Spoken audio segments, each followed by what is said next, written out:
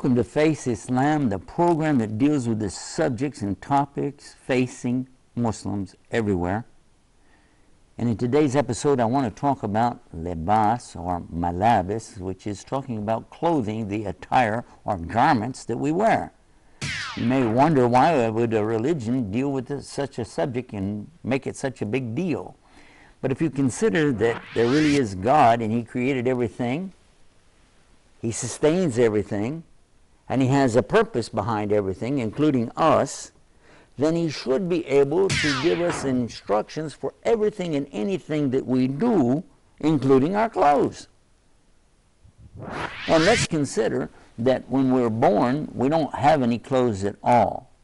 And there are those who would say, well, you know, I think that it's appropriate to wear clothing whenever it serves a particular purpose, such as the inclemency of the weather. Suppose that it's cold, windy, rainy, maybe it's too hot, and clothing provides a particular shelter for you against these elements. So, and this way, yeah, we could agree that, yeah, keep you from getting cold or sick, yeah, why not?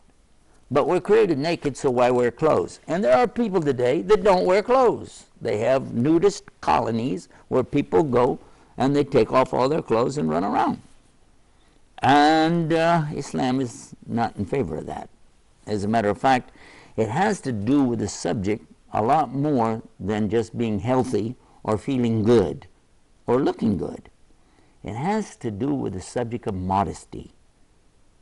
Because Allah has created us different, and He tells us in the Quran that He created us different so that we could recognize each other. And then there are certain differences which we keep private. And our private parts are to be covered at all times. We are to cover everything from the navel to the knees, men and women both, at all times. Except, of course, when you're going to take a bath, something like that.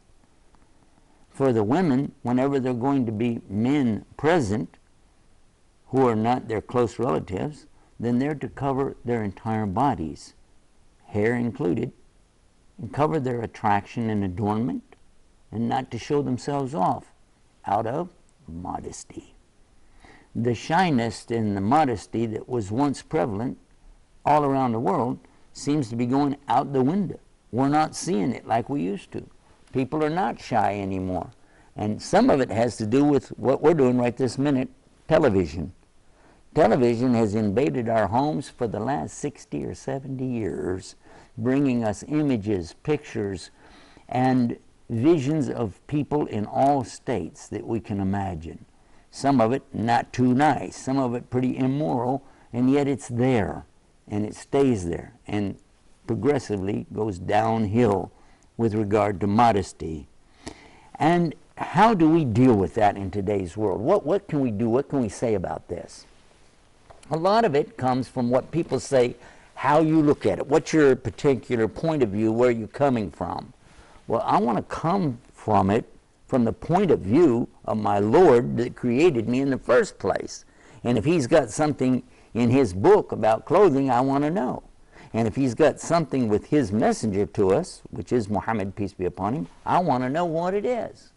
And it happened to me one time when I was given a lecture that a woman professor entered the room and she pointed over to the Muslim sister. She says, I want to know, why are they dressed like that? I said, what?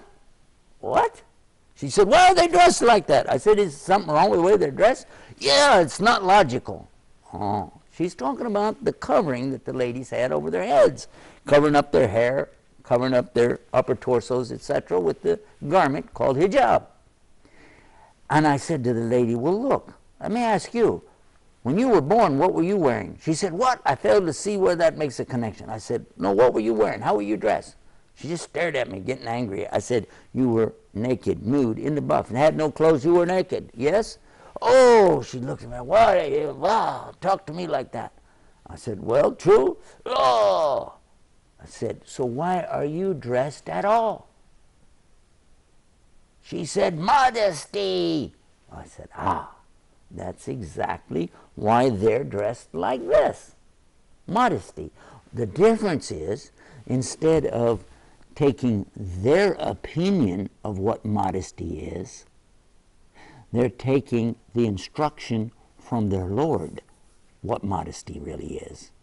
Allah is telling us modesty for women is to cover themselves completely except this and this, the face and hands. This is what we know in Islam.